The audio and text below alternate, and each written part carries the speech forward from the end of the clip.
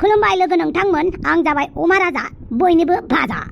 जाय बिथांमोना फैसा खामायनो होननानै आंनाव लिंक बिहरबाय थादोंमोन कमेन्ट बक्सआव आं लिंकखौ हरला डाइरेक्ट इन्स्टाग्राम फेसबुकआव फैदो फेसबुकआ इन्स्टाग्रामा बे भिडिअनि गाहायावनो दङ एकदम गाहायावनो बोरलानानै नायबानो मोनगोन आंबो 500 थाखानिखाय गेलेबाय आरो नायनोसै मा जायो होननानै 500 थाखाया जानायाव गार होननानै आं हाबदों दै नोंसोरबा मा साननानै हाबो आं बेखौ मिथिला आं आंनि गोसोनि साननायखौसो फोरमायबाय बारा डिटेल्सखौ आं भिडिअ होबाय थाला बांद्राय डिटेल नांगौ जायोब्ला नोंथांमोना माबा बे इन्स्टाग्रामाव आरो फेसबुक पेजाव मेसेज खालामबानो जाबाय सानडे सुनडे जेबो खोथा गैया सानडेआवबो खालामजायो गेलेजायो जायफोरा गोसो गुदुं इनभेस्ट खालामनो गोसो बिथांमोना मेसेज खालामहरबानो जाबाय ना मा होनो सन्थ' आंबो हाबनोसै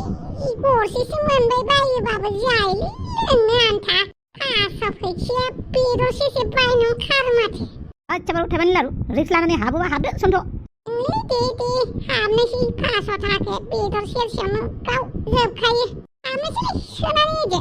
सन्थ'लायाबो नै अमा बेदरनि दामजोंसो रुजुबाय नोंथांमोनाबो सोरबाफोर गोसो गुदुंबा 500 थाखानि सोरबा इनभेस्ट खालामनो गोसो जादोंबा जोंनाव कमेन्ट खालामहरबानो जाबाय डाइरेक्ट इन्स्टाग्रामाव आरो फेसबुक पेजाव नोंथांमोननो लिंकखौ हरनाय जागोन जाय बिथांमोना इन्स्टाग्रामाव थांनानै फेसबुकाव थांनानै लिंक हैदों बिथांमोननो हरनाय जाबाय आरो जायफोरा कमेन्ट बक्सआव बिहरगासिनो बिथांमोना थांनानै इन्स्टाग्रामाव बा फेसबुक पेजाव बिहरबानो जाबाय लिंकखौ हरनाय जागोन दे होमबा भिडिअखौ जोंहा दा मोनानि भिडिअखौ बानायनोसै अब्ला दोनथ'नोसै बाय बाय